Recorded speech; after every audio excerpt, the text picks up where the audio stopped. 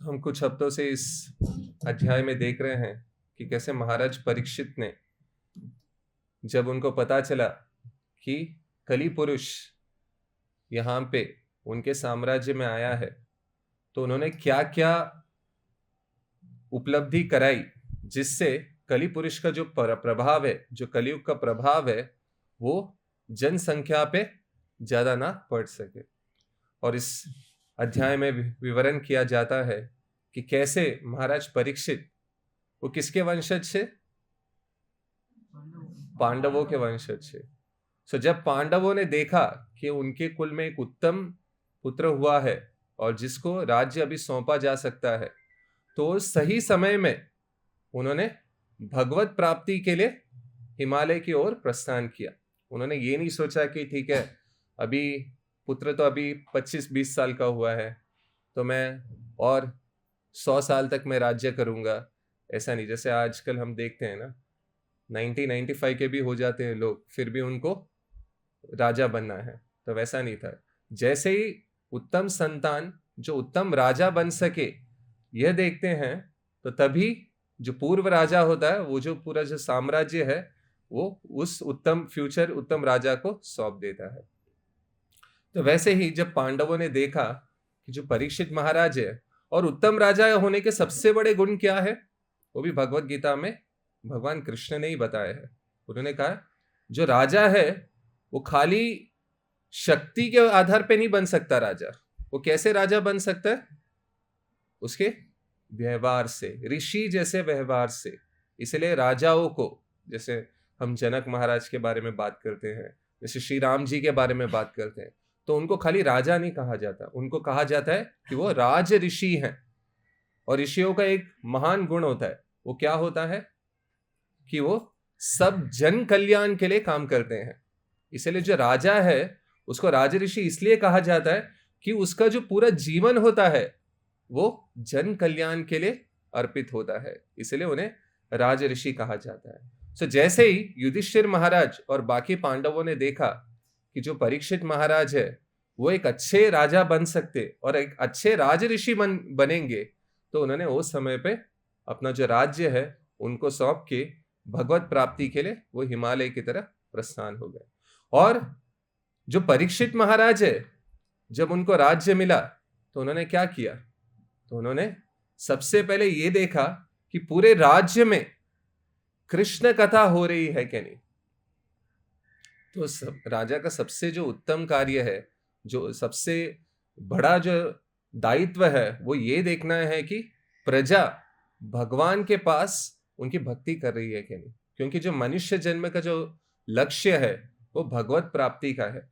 मनुष्य जन्म का लक्ष्य ये नहीं है जैसे पशु की तरह हम खाते हैं, पीते हैं, सोते हैं, ये नहीं है। ये एक वो क्या बोलते हैं, उसका एक भाग है, जीवन का एक भाग है।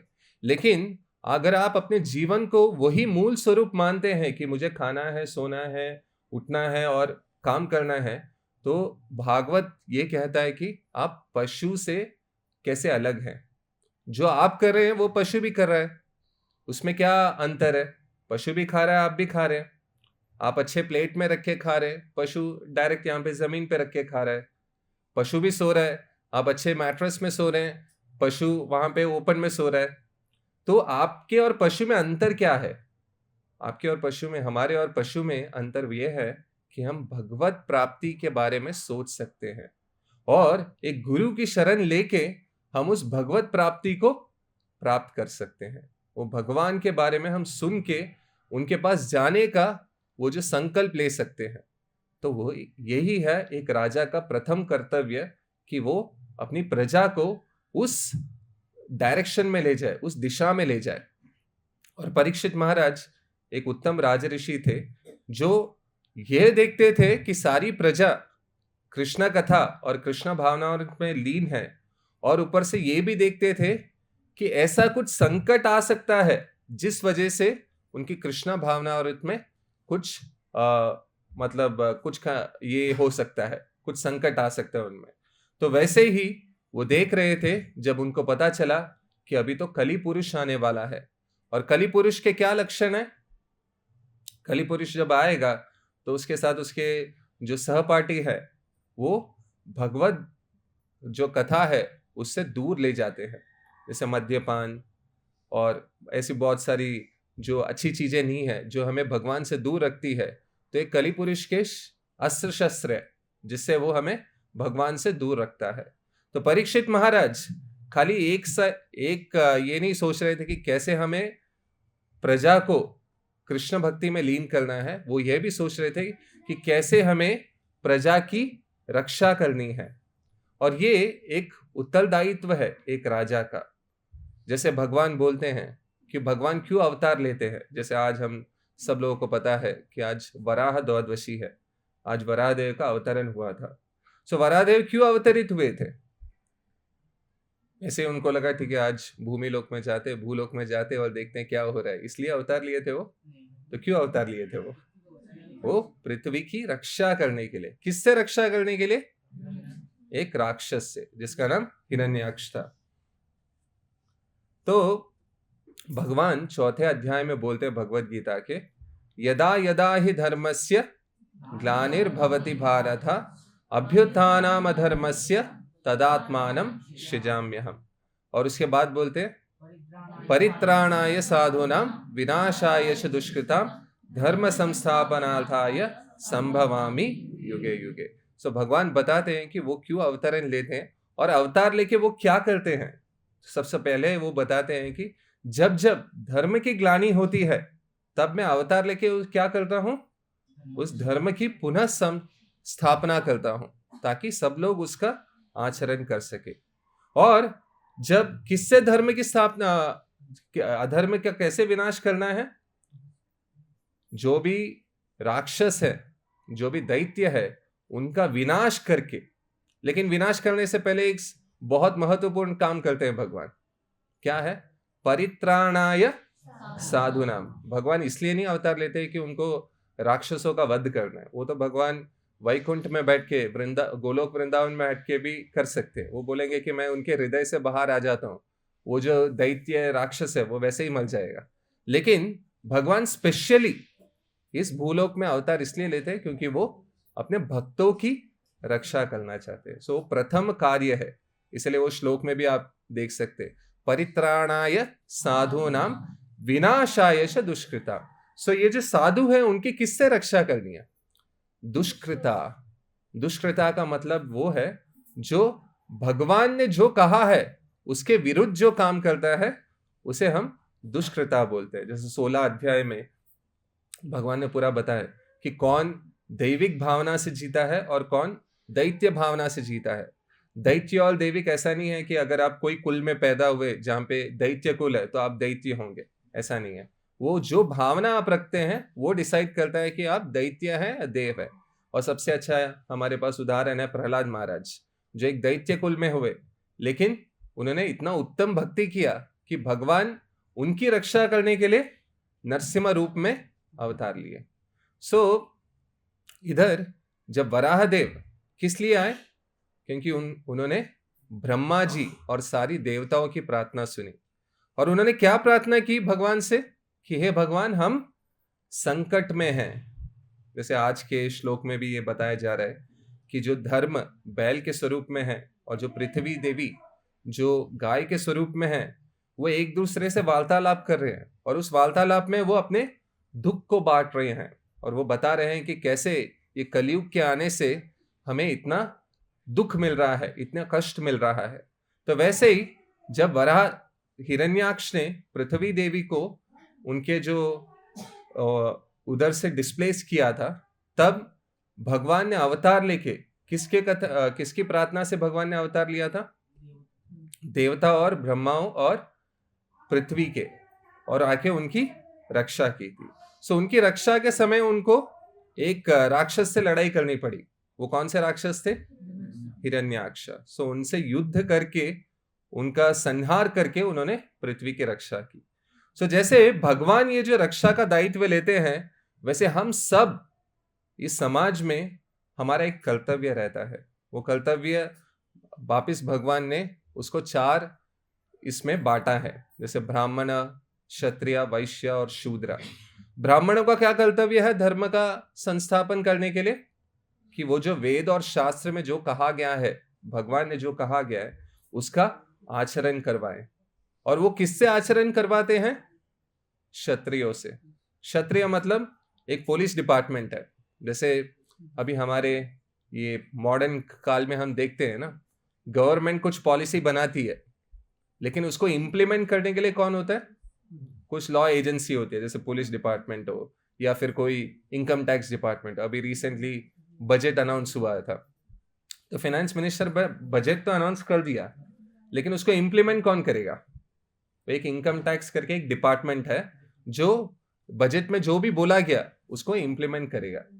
तो वैसे ही जो ब्राह्मण शास्त्र का कथन करके जो भी उसमें अच्छी चीजें हैं जो आपको भगवान के पास ले जा सकती हैं, उसका वो जो क्या बोलते हैं, उदाहरण दे के क्षत्रियों से निवेदन करते हैं कि आप इसका इम्प्लीमेंटेशन करिए। और क्षत्रिय उनका प्रथम धर्म यह है कि जो भी ब्राह्मणों ने कहा है उसका आचरण करवाए अपनी प्रजा से, और प्रजा की सुख के बारे में हमेशा सोचते रहे। इसलिए बहुत बार जब अच्छे राजा की बात की जाती है तब हम हमेशा किसको याद करते हैं? श्री राम। सो हम बोलते हैं कि राज्य अगर हो तो राम राज्य की तरह हो, क्योंकि उतना सुख था। और वैसे ही एक और एक जगह कृष्णा जो बुक है उसमें कहा जाता है कि राजा के काल में अगर उसके राज्य में कुछ भी दुखद घटना घटती है तो इसका मतलब यह है कि राजा पुण्यवानी नहीं है, वो पापी है। सो उसके पाप के वजह से प्रजा को भी दुख और दर्द मिलता है। तो राजा का कर्तव्य बहुत बड़ा है। और फिर वैश्य है। सो वैश्यों का धर्म क्या है वो भी भगवत गीता में बताया गया है। ये जो चारों वर्ण हैं उनका क्या कर्तव्य है वो भी बहुत अच्छी तरह भगवत गीता में भगवान ने कहा है। सो वैश्य का धर्म क्या है? कृषि गोरक्ष्य वाणिज्यम वैश्य कर्म स्वभावजम। सो वैश्यों का जो धर्म है वो ये है कि वो कृषि, जो भी खेती हो, अनाज को उत्पन्न करना, और जो गो रक्षा, ऐसा नहीं था कि वैदिक काल में हमारे सनातन धर्म में खाली जो मशीन है उससे काम करना था। सबसे ज्यादा इंपॉर्टेंट चीज था खेती और गो रक्षा। तो वैश्य जो वर्ण है उनका धर्म ये था कि वो कृषि करे और गो रक्षा करे। और जो शूद्र वर्ण है वो बाकी जो 3 वर्ण हैं उनको सपोर्ट करे। जैसे ये जो अभी कभी कुछ लोग सुनते हैं बोले कि ऐसे क्यों है कि भगवान ने ये वर्ण की सृष्टि किया जिस वजह से इतना सारा लोग एक दूसरे को अच्छी तरह व्यवहार नहीं करते। तो एक्चुअली ये भगवान ने सृष्टि इसलिए किया है, उनके गुण के हिसाब से करना है। ऐसा नहीं है कि अगर कोई ब्राह्मण फैमिली में, ब्राह्मण परिवार में पैदा हुआ है तो ब्राह्मण ही बनेगा। उसकी ज्यादा संभावना है कि वो ब्राह्मण बन सकता है। जैसे अभी अगर आप कोई डॉक्टर है, आप भी डॉक्टर है, आपकी पत्नी भी डॉक्टर है, तो आपकी जो होगी संतान, उसके ज्यादा संभावना है कि वो भी डॉक्टर बन सकता है। लेकिन आप उसको फोर्स नहीं कर सकते, आप उसको बोल नहीं सकते क्योंकि हम डॉक्टर है तो आपको भी डॉक्टर बनना है। नहीं, उसका क्या माइंडसेट है, उसकी क्या इच्छाएं हैं, वो डॉक्टर छोड़ के इंजीनियर भी बन सकता है, वो उसके गुण के हिसाब से है। सो जैसे ब्राह्मण परिवार में जन्म लेने से आपकी संभावना है कि आप ब्राह्मण बन सकते हैं, लेकिन यह पूरा आपके गुण के ऊपर है। और इसका सनातन धर्म में एक उत्तम एग्जाम्पल है। एक बार एक गौतम ऋषि नहीं, एक ऋषि थे जो एक गुरु के पास गए थे और उनसे पूछा कि मुझे आपसे दीक्षा लेना है, मुझे आपके अंदर शिक्षा लेनी है। तो उन्होंने बोला आपका कुल क्या है? तो वो बता नहीं पाए। तो उन्होंने बोला कि गुरुदेव ने बोला कि एक काम कीजिए, आप अपनी माता से जाके पूछिए कि आपका कुल क्या है, आपके पिता कौन है। तो अपनी माता के पास गए और माता से पूछा कि ऐसा मुझे यहाँ पे शिक्षा लेनी है, तो मेरे गुरुदेव ने मुझसे पूछा है कि मेरा कुल क्या है, मेरे पिता कौन है। तो माता ने भी बोला मुझे भी पता नहीं कि आपका पिता कौन है, क्योंकि मेरे तो बहुत सारे संबंध थे, तो मैं आपको बता नहीं सकती। और जब ये शिष्य वापिस अपने गुरु के पास गए तो उन्होंने गुरु को बताया कि मैंने अपनी माता से पूछा, लेकिन वो भी मुझे बता नहीं पा रही है। तब गुरु ने उनको इमीडिएटली तत्स्वरूप ही उनको बोला कि आप मेरे शिष्य बन सकते हैं। क्यों उन्होंने इमीडिएटली उनको एक्सेप्ट किया? क्योंकि उन्होंने सत्य कहा। उन्होंने ये नहीं कहा, उन्होंने सत्य को छुपाने की कोशिश नहीं की। उन्होंने जो जैसा था वो वैसा गुरु के सामने प्रस्तुत किया। और ब्राह्मण बनने का सबसे बड़ा जो क्वालिटी है वो है कि आपको सत्यवान होना है। तो वो जो सनातन धर्म में जो वर्ण का वर्णन किया गया है, जैसे ब्राह्मण, क्षत्रिय, वैश्य, शूद्र, वो जाति के आधार पे नहीं है या जन्म के आधार पे नहीं है, वो अपने गुण के आधार पे है। इसलिए भगवान भी उसको बोलते हैं चातुर्वर्ण्यम मया सृष्टम गुण कर्म विभागशः। भगवान ने ये नहीं कहा जन्म कर्म विभागशः। जिस गुण में आप हो उस गुण के हिसाब से आप वो जो वर्ण है उसको स्वीकार कीजिए। तो वैसे हम देखते हैं कि हर जो 4 वर्ण हैं उनका एक कर्तव्य होता है। और यहाँ पे आज हम सुन रहे हैं कि कैसे परीक्षित महाराज अपने क्षत्रिय धर्म का पालन कर रहे थे। और कैसे वो पालन कर रहे थे? राजा ये नहीं होता जो अपने महल में बैठ के सारे सुख संपत्तियों का भोग करता है। राजा का कर्तव्य ये है कि वो बाहर जाके देखे कि वो प्रजा अच्छी तरह भगवत कथा का आचरण कर रही है क्या नहीं। और वो जो रिस्पॉन्सिबिलिटी है उसके साथ, जैसे हम पहले श्लोक में देखे कि वो अपने पूर्वजों के बारे में सुन रहे थे। कभी कभी हम सोचते हैं हम तो बहुत बिजी लोग हैं, हमारे पास कोई समय नहीं है कृष्ण कथा करने का, हमारे पास कोई समय नहीं है अच्छी तरह जप करने का, हमारे पास समय नहीं है मंदिर आने का। तो यहाँ पे हम देख सकते हैं परीक्षित महाराज के जीवन से कि कैसे परीक्षित महाराज वो कौन से राज्य के राजा हैं? वो खाली एक भारत देश के राजा हैं, भारतवर्ष के राजा हैं? नहीं, समस्त पृथ्वी के राजा हैं। और वो समस्त पृथ्वी के राजा जो सबसे ज्यादा बिजी हो सकते हैं, वो जो समस्त पृथ्वी के राजा हैं, वो बैठ के कृष्ण कथा कर रहे हैं। और वो कृष्ण कथा कैसे कर रहे हैं? वो अपने पूर्वजों के बारे में सुन रहे हैं। और उनके पूर्वजों के क्या काम थे? पांडवों ने हमेशा कृष्ण भक्ति में वो हमेशा लीन रहे हैं। तो जब वो अपने पूर्वजों के बारे में सुन रहे हैं तो वो क्या कर रहे हैं? वो कृष्ण भक्ति के बारे में सुन रहे हैं। वो सुन रहे हैं कि कैसे मेरे पूर्वज भगवान के इतने बड़े भक्त थे और कैसे मैं भगवान का बड़ा भक्त बन सकता हूं। तो ये कथा कर रहे थे। वो उनका जो उत्तरदायित्व है राजा के, उस कर्तव्य के साथ वो कृष्ण भक्ति भी कर रहे हैं। तो ये एक उत्तम व्यवहार होता है एक राज ऋषि का। ये हमें दर्शाता है, ये हमारे लिए एक इंस्पिरेशन है कि हमारे जितने भी ड्यूटीज हैं, कितने भी कर्तव्य है, उनका पालन करते हुए हमें भगवान की भक्ति भी करनी है, भगवान की कथा भी करनी है। वो भी बहुत महत्वपूर्ण है। जैसे परीक्षित महाराज एक गृहस्थ हैं और वो गृहस्थों के भी गृहस्थ हैं, उनका एक अपना पर्सनल जीवन है और उसके साथ उनको एक राज्य का भार भी है। लेकिन उन्होंने ये सब कारण नहीं बताया कि क्यों मैं आज कृष्ण भक्ति नहीं कर सकता। तो वो बता रहे हैं कि कृष्ण भक्ति इतना महत्वपूर्ण है कि आपको उसके लिए अपना समय देना ही है। तो वैसे ही हमें हमारे जीवन में भी हमारे पास बहुत सारे कर्तव्य रहते हैं, हमें भी बहुत कुछ काम करने पड़ते हैं और हमें भी अपना जीवन भी देखना है और हमारे जो डिपेंडेंट्स है उनका जीवन भी देखना है। तो इसका मतलब यह है कि हम भगवान को भूल जाए? नहीं, हमें भगवान का भक्ति इसलिए करना है ताकि हम अपना मनुष्य जो जन्म है उसको भी साक्षात कर सके और जो हमारे डिपेंडेंट है, जो हमारे घर वाले हैं, उनका भी जीवन साक्षात्कार कर सके। तो यही शास्त्र कहता है कि अपना जन्म सार्थक करो परोपकार। अपना जन्म भी सार्थक करो और करो परोपकार। और सबसे ज्यादा जो महत्वपूर्ण चीज है वो है हरे कृष्ण महामंत्र का जप करना।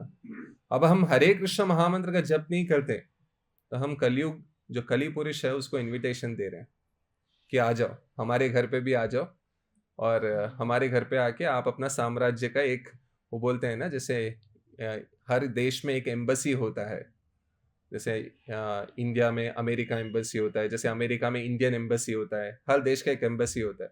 सो अगर हम भगवान का जाप नहीं करते, भगवान के नाम स्मरण नहीं करते, भगवान के बारे में सुनते नहीं है, और भगवान के बारे में भक्तों से क्या बात नहीं करते, एसोसिएशन जो कहा जाता है, साधु संग, वो नहीं करते, तो हम कली पुरुष को इनविटेशन दे रहे हैं कि आ जाइए हमारा घर, आप एम्बेसी बना सकते हैं। और अगर आप भगवान के नाम का स्मरण कर रहे हैं और भगवत भक्ति में लीन होकर भगवान की कथा सुन रहे हैं और साधु संतों से अपना ये एसोसिएशन रख रहे हैं, उनकी सत्संग में है, तो आप भगवान को इनवाइट कर रहे हैं और बोल रहे हैं आपका जो वैकुंठ एम्बेसी है, हमारे जो घर है ना, उसको आप अपना वैकुंठ एम्बेसी बनाइए, उसका एक एक्सटेंशन बनाइए। तो ये जो दो ऑप्शन है वो हमारे पास है कि हमें माया में जाना है, कली पुरुष का चेला बनना है, या हमें गुरु चेला बनना है, गुरु के चरण में रह के उनकी सेवा करनी है। तो ये जो ऑप्शन होता है कि हमें गुरु की सेवा करनी है या माया की सेवा करनी है, वो हमें डिसाइड करना पड़ता है। तो हमें ये जो भागवत श्रवण हम करते हैं हर रविवार को, ऐसे भागवत श्रवण ऐसा नहीं है कि खाली रविवार को करना है, भागवत श्रवण तो हर रोज करना है। और कुछ लोग कभी कभी सोचते हैं कि जैसे परीक्षित महाराज 7 दिन में सुने, हम भी 7 दिन में सुनेंगे, ये बहुत अच्छी बात है, लेकिन परीक्षित महाराज तो परीक्षित महाराज है, हम नॉर्मल लोग हैं। तो इसलिए हमें साल में अगर 365 दिन है तो 365 दिन हमें भागवत का श्रवण करना है, ना कि 7 दिन या 1 दिन या रविवार को। और इससे भागवत श्रवण से क्या होगा, जैसे आप लोग हिंदी क्लास इतने दिन से अटेंड कर रहे हैं, तो हम जब क्लास शुरू करते हैं तो उसमें सबसे पहले हम क्या एक बहुत इंपॉर्टेंट श्लोक का उच्चारण करते हैं ना, नष्ट प्रायेषु भद्रेषु नित्यम भागवत सेवया भगवती उत्तम श्लोके भक्तिर भवती नैष्ठिकी। सो नष्ट प्रायेषु अभद्रेषु, जो भी हृदय में अभद्र है, जिससे हम भगवान की भक्ति नहीं कर पा रहे, वो भागवत श्रवण करने से वो सारे अभद्र का क्या होगा, नष्ट हो जाएगा। और जब सारे अभद्र का नष्ट हो जाएगा तो हम भगवत भक्ति उत्तम तरीके से हम कर सकते हैं। तो इसका बहुत महत्व है कि हमें भागवत का जो आचरण है, जो भी भागवत कथा है, वो हमें 3 साल के 365 दिन करना है, उसको खाली रविवार तक सीमित नहीं करना है। वो जब सब अपनी अपनी कैपेसिटी से कर सकते हैं, ऐसा नहीं है कि इतना ही करना है, इतना ही नहीं करना। इसलिए आप जिस भी भक्तों से टच में हैं, उन भक्तों से जाके बोलिए कि अभी मैं इतनी भक्ति कर रहा हूँ और आगे मैं कैसे भक्ति कर सकता हूँ। जैसे अभी यहाँ पे वार्तालाप हो रही है बैल और धर्म स्वरूप बैल और पृथ्वी के, तो एक सत्संग है, वो सत्संग में बैल अपना दुख बांट रही है और पृथ्वी अपना दुख बता रही है। तो वैसे ही वो सत्संग आपके भक्तों के साथ करना है, और वो भक्तों के सत्संग में आपको बताना है कि आप कैसे भगवत भक्ति का आचरण कर रहे हैं और कैसे आप उसको इम्प्रूव कर सकते हैं, उसको कैसे अच्छी तरीके से करना है। तो ये होता है सत्संग। सत्संग का मतलब ये नहीं है कि जैसे बाहर के लोग कुछ कैफे में मिलते हैं, जैसे स्टारबक्स में आज क्या हुआ, यहाँ क्या हुआ, वैसे नहीं। जब सत्संग करते हैं तो हमें ये सोचना है कि अभी हम इस भक्ति के इस लेवल पे हैं, इस सत्संग से हम कैसे उस लेवल को पार करके नेक्स्ट लेवल में जा सके, और जब तक नहीं जा पा रहे तब तक हमें परिश्रम करना है। तो ये भावना होनी चाहिए जब हम किसी भक्त से मिल रहे हैं या किसी दोस्त भक्त से भी मिल रहे हैं। जैसे कभी हम लोग तरह तरह के भक्तों से मिलते हैं, कोई हमारे सीनियर होते हैं, कोई हमारे इक्वल होते हैं, कोई हमारे जूनियर होते हैं। तो सबसे हमें सत्संग लेके यह होना चाहिए अंत में कि आज मैं इनसे अगर सत्संग लिया हूं तो मेरी भक्ति है वो बढ़नी चाहिए, भक्ति कम नहीं होनी चाहिए। तो उस हिसाब से हमें उनसे ऐसी बात करनी चाहिए जिससे हमारी भक्ति भावना बढ़े। और यहाँ पे दूसरा आप चीज देख सकते हैं कि कैसे जो गाय के रूप में साक्षात पृथ्वी मिली। प्रभुपाद जी बताते हैं अनुवाद में कि जो पृथ्वी देवी है वो गाय के रूप में, धर्म जो बैल के रूप में आए थे उनसे मिली। तो हमेशा जब पृथ्वी देवी किसी संकट में रहती हैं तो सबसे पहले क्या करती हैं, वो भगवान का आश्रय लेती है। जैसे आप लोगों ने जब कृष्णा बुक पढ़ा होगा, उसमें बताया गया था, जब बहुत सारे क्षत्रियों के आतताई ये व्यवहार से जब पृथ्वी देवी त्रासित हो गई थी, तब उन्होंने किस स्वरूप में ब्रह्मा जी का पास गई थी? उन्होंने गाय का स्वरूप लेके ब्रह्मा जी के पास वो गई थी। और जब गाय के स्वरूप में गई थी तो ब्रह्मा जी ये देख के बहुत वो हो गए थे कि हाँ ठीक है, पृथ्वी देवी आई हैं और वो इतनी दुख है, उनको इतना दुख है, तो मैं उनको भगवान के पास ले जाता हूँ। तो भगवान बहुत महत्व देते हैं गायों को। इसलिए जब उनका हम श्लोक बोलते हैं, जब उनका प्रणाम मंत्र है, उसमें प्रणाम मंत्र क्या है? नमो ब्रह्मण्य देवाय गो ब्राह्मण हिताय च जगत हिताय कृष्णाय गोविंदाय नमो नमः। तो भगवान का जब स्तुति किया जाता है तो उसमें सबसे इंपॉर्टेंट स्तुति में ये कहा जाता है कि भगवान गो ब्राह्मण हिताय है। तो भगवान सबसे ज्यादा इंपॉर्टेंस गो माता और ब्राह्मण को देते हैं, क्योंकि इनका जो कंट्रीब्यूशन है वो बहुत उत्तम है। जो गाय है, जैसे प्रभुपाद ने यहाँ पे कहा है कि कैसे गाय हमारे जीवन के लिए, जो हमें जो हर दिन के रिक्वायरमेंट के लिए जो भी चाहिए होता है वो हमें प्रदान करती हैं। जैसे कि दूध, जो अन्य सामग्री, जैसे दूध है, दही है, घी है, तो इन सब का हम उपयोग करते हैं। लेकिन इस कलयुग में क्या हो रहा है? जो गाय हमें इतना सब कुछ प्रदान करती है, हम उसी गाय का, जो बहुत कुछ लोग हैं वो उसी गाय का वध कर देते हैं और उसे भोजन के स्वरूप में खाने का। तो इससे बड़ा महापाप कोई हो नहीं सकता। गो हत्या और ब्राह्मण हत्या बहुत बड़ा पाप माना गया है। और इस